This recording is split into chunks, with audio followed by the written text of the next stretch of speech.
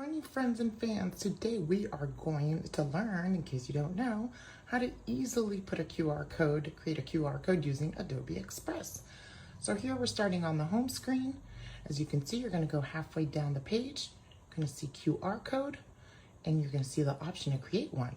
So we're just going to click on that, and we get this awesome screen where all we have to do is enter the URL or domain that we want to guide our clients to.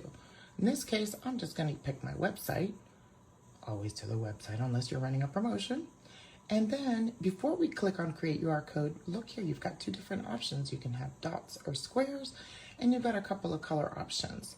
I'm going to stick with black, and let's try this whole dot thing. Looks kind of snazzy, doesn't it? So easy as that. Create your code, download, and you're ready to start creating with your QR code.